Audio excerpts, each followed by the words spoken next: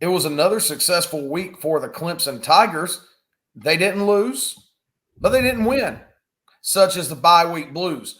But now the Clemson Tigers are turning their attention to another opponent. They're back in Death Valley, and it's the Louisville Cardinals coming to town under the lights in the foothills of the Blue Ridge Mountains. We're going to talk about it all on this episode of Around the Paw.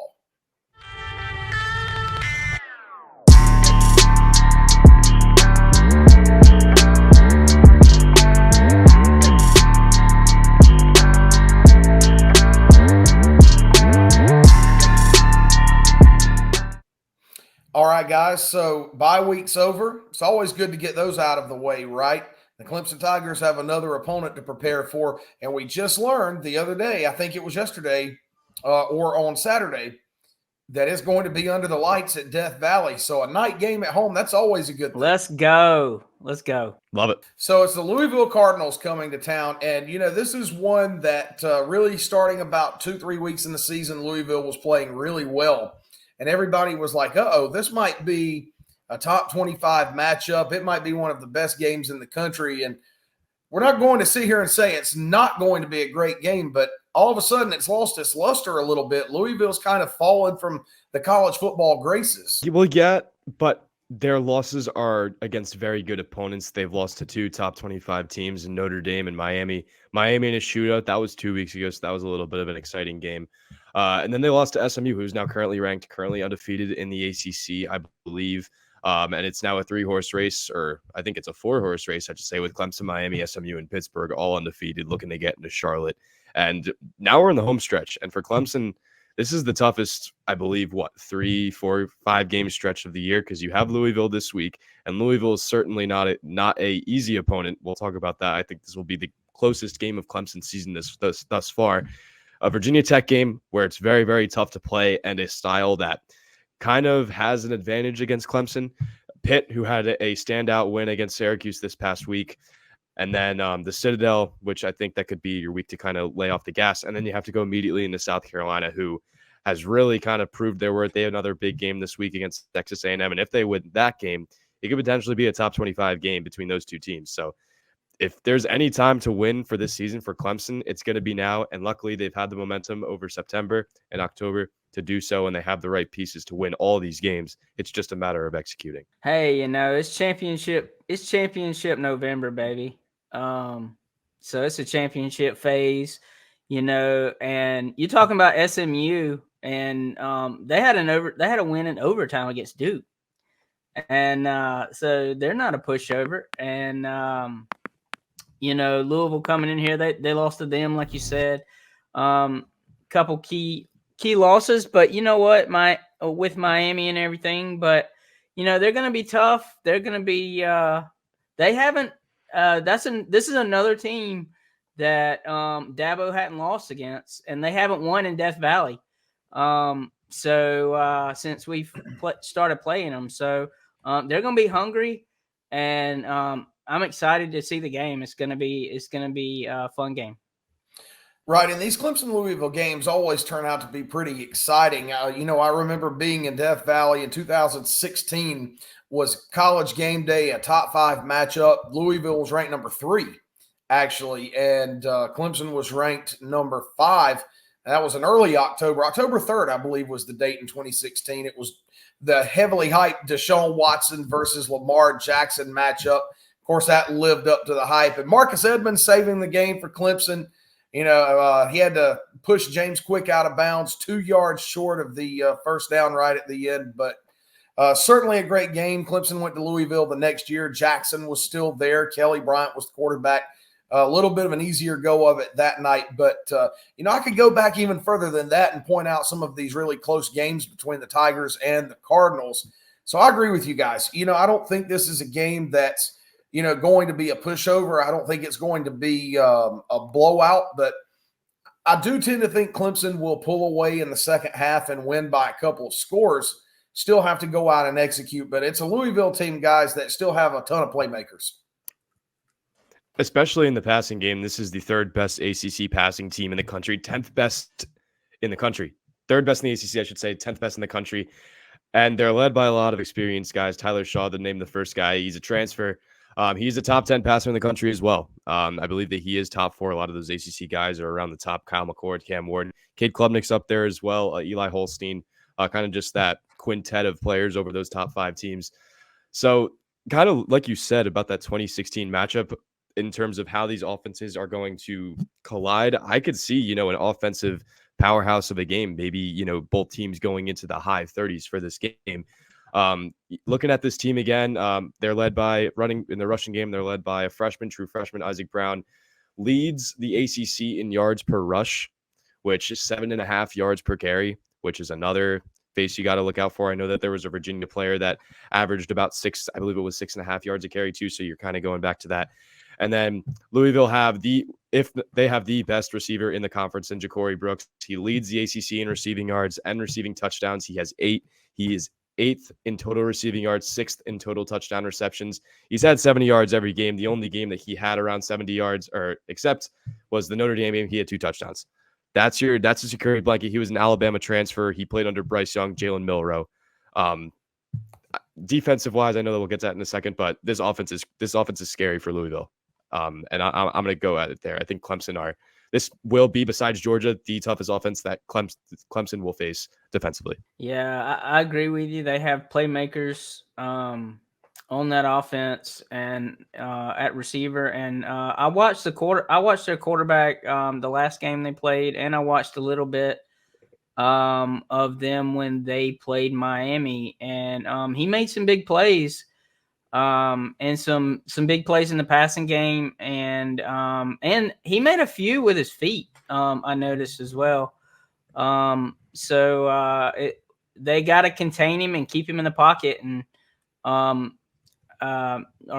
and put some pressure on him, and maybe rattle him a little bit, I think.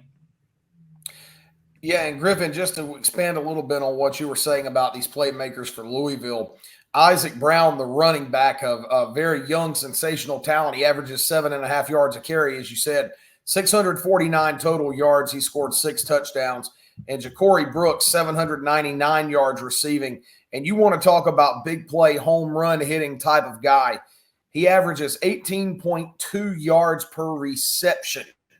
So 799 yards on 42 catches, 8 touchdowns. And Tyler Shaw, the quarterback, 2,348 yards. He completes 64% of his passes, 20 touchdowns, and only 5 interceptions. So this is a Louisville team that can really spread the ball around. They've got guys all over the field. And really, you think behind Ja'Cory Brooks, you've got Chris Bell, another talented wide receiver who averages 17.3 yards per reception. This is a Louisville team that can put points on the board, as you said. They've got the guys to really spread it around the field. And something that I'm very concerned about with this game too is the frame of Brooks. He is 6'3", and Clemson has generally struggled, especially the corners, which is a smaller group, intends to struggle against those taller receivers. And looking at a deep threat guy like Ja'Cory Brooks, that's where I'm worried for this game, is if Clemson's able to neutralize it wherever the schemes are that Wes Goodwin is going to take. But luckily for this team, they've had an extra week to recover and an extra week to go at this team and look at them and kind of go through the research and the film and all that. So I think that it will be neutralized a little bit, but there are some players in this game, and I'm sure that you've seen them in different games over the course of this season, that you just really can't stifle and leave a 0 on the board. They're going to get some strides every now and then. I think Brooks is going to have a big game against Clemson. It's just a matter of stopping him in the biggest moments. And going back to Tyler Shaw, the quarterback, I don't think he's very mobile. So kind of keeping him in the pocket, applying pressure, maybe getting some hands on some balls to prevent some third downs, I think that's really, really huge. There are other ways that Clemson can win, but I think the Clemson offense, as long as it continues to do what it's doing, I think they'll be completely okay.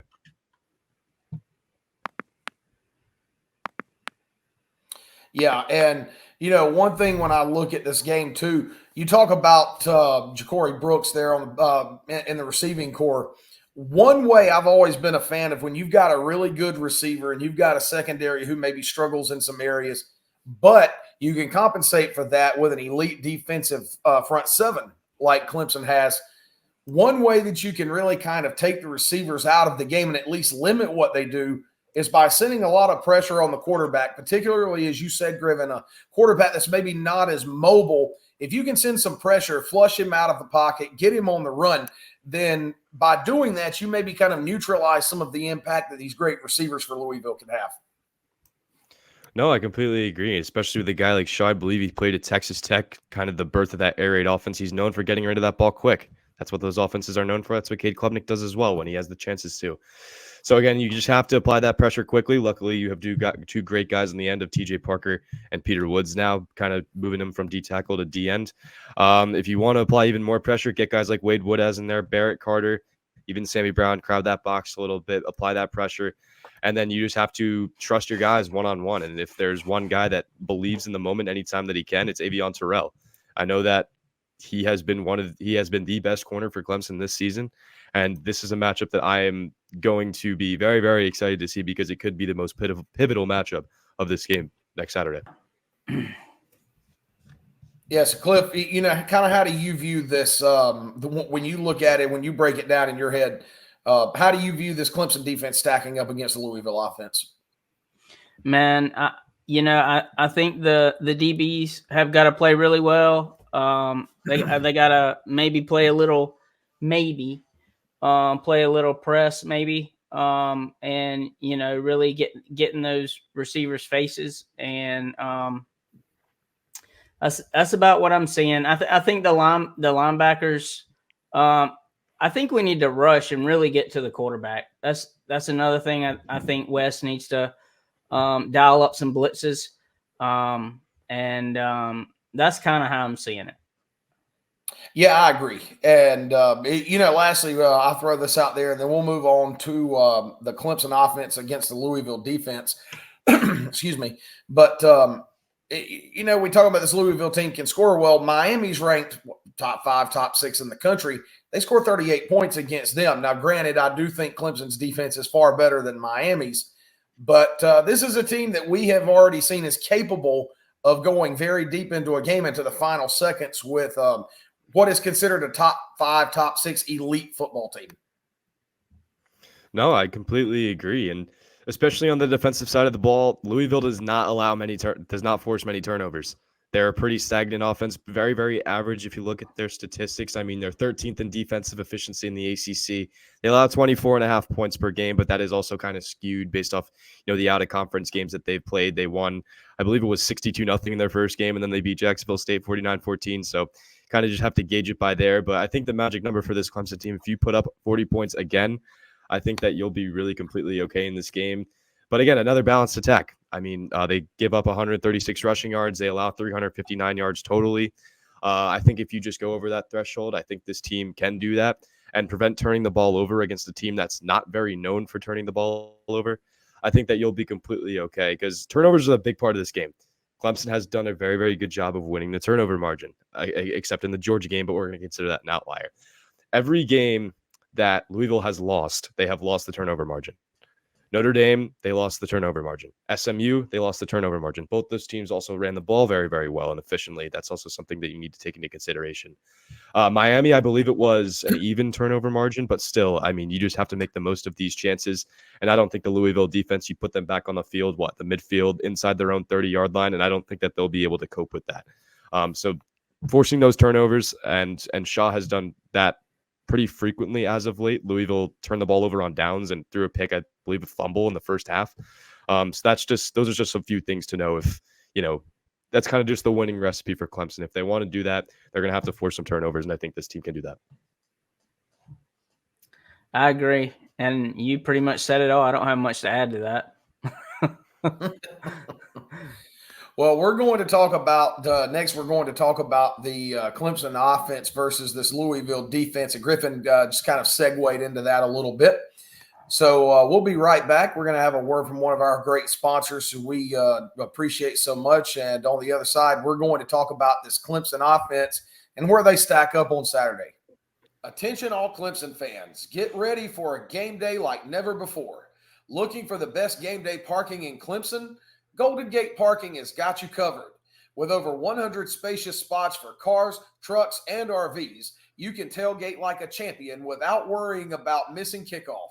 And to make things even easier, our shuttle service will take you right to the game for just an extra $10 per person. Don't wait until the last minute to reserve your spot. Book now.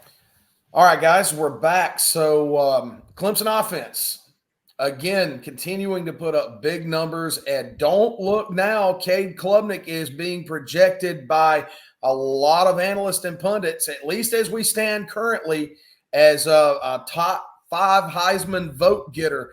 When did we ever think we would say that in the last 3 years? But yet here we are. This Clemson offense continues to play really well. And if they continue to play at a high level, especially in the heart of their schedule, I mean, look no further if Cade Klubnik ends up sitting in the front seats in New York City. I know that is a very, very big stretch because there are so many other players that are having career years. It's a big prove-it game for him this week. They're playing one of the better teams on their schedule. It is the best ACC opponent of the year. I mean, you have to show out when the spotlight is on you. So I think that he'll be able to do that very well against this Louisville defense. And I'm sure he'll be using this as motivation. He'll put it behind himself as well because that's the person that Cade Klubnik is. But I mean, if the opportunity is at hand, I believe he's top. I think he's the 5th or 6th best odds to win Heisman by like DraftKings Sports, ESPN Bet, all that. So if he keeps this up, I mean, don't be surprised if he ends up in that final top 4.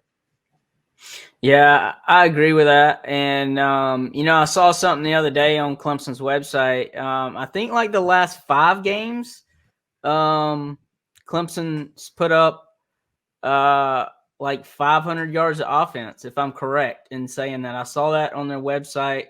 One of them was like 712, and then we had like 4 at 500. So they keep that up. Klubnik's going to be in the running for that Heisman. And I think they need to get off to a fast start. Like we haven't gotten off to a fast start the last couple games. Against a team like this, I think we need to get off to a fast start. I'm going to push it. I think Maffa needs to get his 20 to 25 carries. You know it. I'm going to say it every game. I'm going to say it every podcast, and he needs to get his. He needs to get 100 yards or at least like close. Needs to get his carries because I know if he gets 20 to 25, he's going to get that 100 yards and he's going to break that big one. So I think Wesco's going to be back for this game. So I think he needs to have a big game, be a big part of the offense. And then just all those wide receivers around him need to be big in a supporting role, or maybe one more receiver has a big day. Maybe we have 2 receivers that have a big day and a running back. I just think we need to be performing and hitting like on all the cylinders. Like, right. Look, I look at this Clemson offense, and I'm going to make a comparison here. To me, it's a very similar offense to Miami, and the fact that they can put up big numbers. They can hit home run plays. They can beat you on the ground, or they can beat you through the air. And while I make that comparison to Miami's offense, Miami scored 45 points against Louisville. I'm just not sure that Clemson's offense I'm not sure Louisville is capable of slowing them down to an appreciable degree if we use the Miami game as a barometer, because, to me, I think Clemson's even better in some ways than Miami. Cam Ward, as good as he is not a very mobile quarterback. He's more of a pocket guy. Cade Klubnik can throw the ball and has proven he can throw the ball just as prolifically. But guess what? Cade Klubnik can run too. So I think the way this Louisville defense, as it's constructed, Clemson's offense is a matchup nightmare for them. Yeah, Miami put up 50 against them, which is, something to keep in mind. And especially, like you said, Garrett, with the type of offense that they have, I can see it. I can really see with 2 dynamic quarterbacks of Cam Ward, Cade Klubnik, running backs. You got Phil Maffa, Damian Martinez, who used to play Oregon State. He was a really good running back. And then receivers, I mean, there's countless. I mean, Miami, you got Restrepo, Jacoby George. I know there's so many more after that. But again, you kind of have to go back to this fast start that Cliff said. Going back again to these Louisville losses, they're slow start team. Notre Dame was up 21-7 when they beat them in the first quarter. at the half. SMU was up 24-13 at the half. Then they beat them. Louisville did come back though. And then the Miami was 24-17 up. So you have to go into the half up. I'd say at least 10 two touchdown point lead, because in the BC game they were up by 13 and then they lost. Louisville came back. They're a third and fourth quarter team. They like to kind of figure out their defense over the course of the time. So that is inevitable for Clemson. If I think that they want to win this game, and they want to win this game decisively, because it is a 12-point spread to open. I believe it's 11.5 or 12 or something around that. If they want to cover that spread, they're going to need to go onto a fast start. I want to see 28 points in the first half. I know this team's able to do that, especially against a defense like Louisville. They're not the best defense in the ACC. They have the holes that, you saw Miami do it. Why can't Clemson do it with the weapons that they have? So I kind of go back to that. I think an early start, if you do that and you win the turnover margin, I think that Clemson will roll into Blacksburg with another win under their belt. When you look at some of the position by position breakdowns, I harp on it for a second. I'm going to back you up on this, Cliff. The Phil Maffa factor, as Griffin mentioned, this is a Louisville team that does not play great against the run. Maffa's a 230-pound running back with speed to go along with it, as of course with the power. I think this is a game where you can really be effective with him and probably really use Maffa to set up the pass. Look, if you tenderize their front four a little bit, then I'm not sure how much rush they're going to get on Klubnik. And at that point, he can just sit back there and pick them apart. Yeah, so I remember what I was going to say. Every team that Louisville's played, I feel like, and they've come back, the defense that they played has not been as good as Clemson. And so, and even though there are a few places I feel like Clemson's defense need to improve, but I think if our defense just keeps playing like they've been playing, and we keep holding people to under 200 yards or around that 200-yard mark, 250, whatever, then I think if we're up double digits at halftime, then we'll be fine. And because I know our offense, we seem to play well in the second half. I feel like we put up some points in the second half. If at least during the 12 o'clock games we did. One good thing about this is this game is not at 12 o'clock. Right. So it might make for a late night being a 7:30 game, but you know what? The magic of playing under the lights at Death Valley is more than worth that. I'm covering the game this week. I'll be up there. I'll be in the box, and it's my second game that I've worked this year, and both of them have been night games. So how did I get so lucky? Yeah. But, it's going to be a lot of fun. I expect some fireworks on Saturday. You've got two teams with great offenses. I think what it boils down to is Clemson's defense is just better than Louisville's. You could find the comparable similarities within the respective offenses. End of the day, I just think Clemson's defense is better. And that's where, to me, the game is going to be won. Yeah, I think this game is going to be a high-scoring game. Whether you like it or not, if you're a Clemson fan, this will be probably the most uncomfortable win, in my opinion, of the season so far. I think it's going to be a very, very uncomfortable game. Fans, if you're going to the game, I expect you to stay third, fourth quarter, unless Clemson blows the roof off, which, I mean, they did so in the past with games like NC State. But I think this game will be close. It's just going to be a matter of who gets the final stop last. And I think this Clemson defense is a lot more competent to do so. I think the offenses are pretty equal in terms of how they run, how they function, how successful they'll be in this game on Saturday. It's just going to be who's going to get that interception, that fumble, who's going to get that fourth down stop. And if I have to choose either of those defenses, especially with the home field advantage involved, a night game, I'm going to take the Clemson defense to do so. So it's going to be a very, very fun game, though. I'm very excited for this matchup. This was one I had circled on my calendar since the season started. Yep, same. Yeah, I think like I said earlier, I think it's going to be a defensive ball game. Even though it's going to come down to whoever can stop who, and but I also think you'll hear what my prediction is when it comes that time. But I think it's going to be a fun game, and I think the fans will be there till the end of the game. I think that's the type of game it's going to be. Well, speaking of predictions, there's no time like the present, so let's go ahead and throw them out there. Cliff, you're the one that brought it up, so we'll let you go first. Yeah, so I think this game will be tight. And like I said, I think it's going to come down to the end, but I think Clemson gets a touchdown late and they win. I'm going to go 34-20, 34-21, something like that.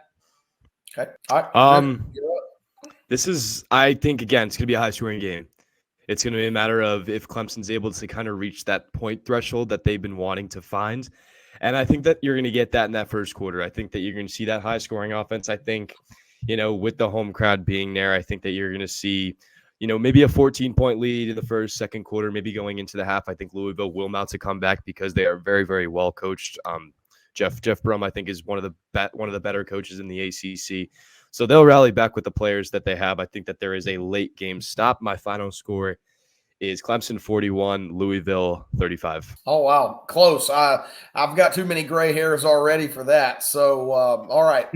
Cliff, I'm going to contradict you a little bit. I think the game's probably higher scoring than what you said. And Griffin, I don't know that it's going to be as close as what you said. So I'll be the divergent here. I do think Clemson's going to score. I think they're going to score a good bit. So, and I said Clemson's defense is better than Louisville. So I think we're probably going to get a couple stops in crucial situations. So I'm going Clemson 45, Louisville 27. 45-27. That's what I'm going. It's my story. I'm sticking to it. I can see it. I can see it. I can see it. All right. Well, hey, now we just start the countdown to Saturday night. So before we wrap it up, guys, any final thoughts on this game? No. Let's just go have a good time. First time since I forget, but should be a fun game. I think weather's good. So go Tigers. Yep. I'm right there with you. I think it's going to be a fun game. And so let's go play it. Let's go have fun. Well, that's going to wrap it up for this episode of Around the Paw. As always, we appreciate everybody who tunes in, who donates a little bit of their time, 30 minutes of their time to listen to our ramblings on Clemson football. We certainly appreciate it. All of our sponsors, too. We thank you guys. We couldn't do it without you. And, of course, the Clemson football program, who gives us something to talk about and gives us the privilege to be there and cover them and come back and be able to talk about it. So we appreciate all of those who make it possible. So until next time, we'll be back. We'll be talking about a Clemson win. I have no doubt about it on the next episode. So you can be counting down to that too. So until next time, I'm Gary Mitchell along with Griffin Barfield, Clifton Kennedy, the crew from Around the Paw. We're signing off as always saying, Go Tigers. Go Tigers. Go Tigers.